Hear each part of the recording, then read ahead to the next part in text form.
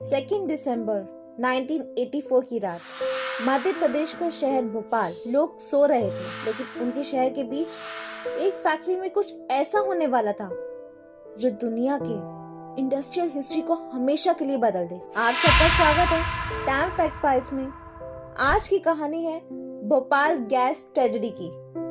एक industrial failure, एक infrastructure collapse और हजारों जिंदगियों की तबाही। एक बढ़ता हुआ शहर। 1918 के दौर का भोपाल एक फास्ट ग्रोइंग शहर था। इंडस्ट्रियल डेवलपमेंट को रोजगार का जरिया माना जा रहा था। इसी सोच के तहत यूनियन कार्बाइड इंडिया लिमिटेड यहाँ एक पेस्टिसाइड प्लांट लगाती है। क्यों भोपाल? यूनियन कार्बाइड एक अमेरिकन मल्टीनेशनल कंपनी थी। भोपाल का सिलेक्शन हुआ क्योंकि लैंड सस्ती थी, लेबर चीप थी, रेगुलेशन कमजोर थे, गवर्नमेंट इंसेंटिव्स अवेलेबल थी। प्लांट शहर के बिल्कुल पास बनाया गया। प्लांट का इंफ्रास्ट्रक्चर, ये प्लांट पेस्टिसाइड्स बनाता था, जिनमें सबसे इम्पोर्टेंट केमिकल था MIC, मेथिल आइसोसाइनेट।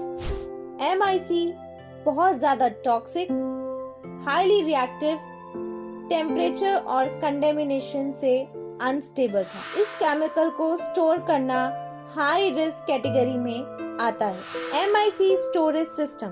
प्लांट में 3 अंडरग्राउंड स्टोरेज टैंक्स थे। Tank 610, tank 611, tank 619।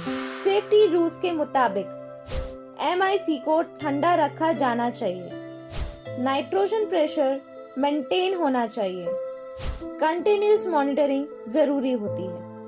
ये सब पेपर पर था। Safety systems. प्लांट डिजाइन के हिसाब से refrigeration system, gas scrubber, flare tower, warning sirens.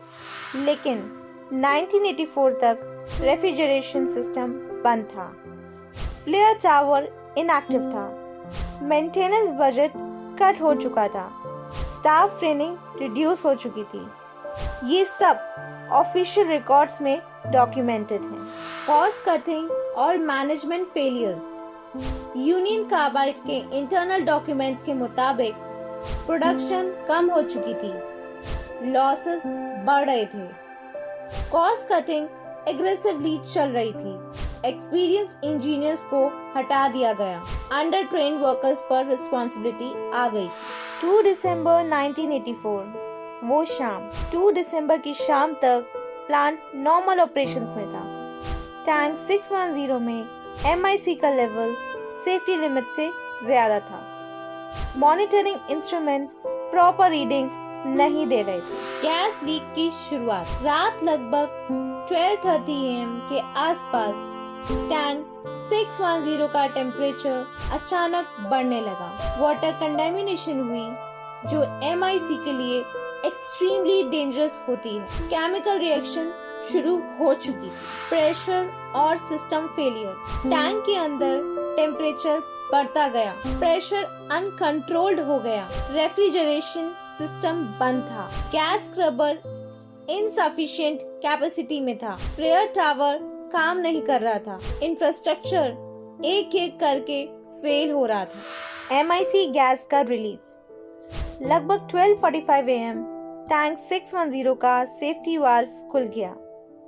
30 से ज्यादा टन्स MIC गैस हवा में छोड़ दी गई। गैस सीधा भोपाल के रेसिडेंशियल एरियाज की तरफ बढ़ने लगी। शहर में आतंक। लोग नींद से उठ गए, आंखों में जलन होने लगी, सांस लेने में तकलीफ होने लगी, खांसी और वॉमिटिंग शुरू हो गई। गैस भारी थी, ग्राउंड लेवल पर फैल रही थी। लोगों को पता ही नहीं था कि एक्चुअल में हो क्या रहा है।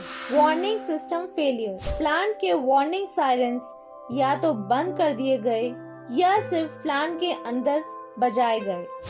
शहर को कोई प्रॉपर अलर्ट नहीं मिला। पुलिस और हॉस्पिटल्स को कोई एडवांस इंफॉर्मेशन नहीं थी।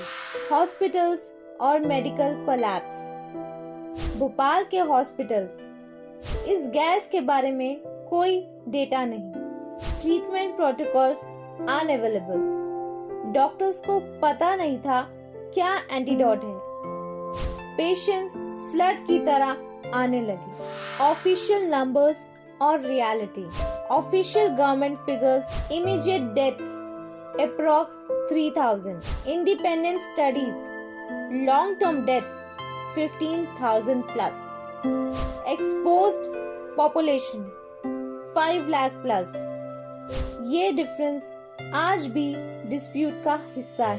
कंपनी और गवर्नमेंट रिस्पांस। यूनियन कार्बाइड ने पहले रिस्पांसिबिलिटी लिमिट करने की कोशिश की, इंसिडेंट को एक्सीडेंट बताया। इंडियन गवर्नमेंट ने लीगल प्रोसीडिंग्स शुरू की, प्लांट को बाद में बंद कर दिया गया।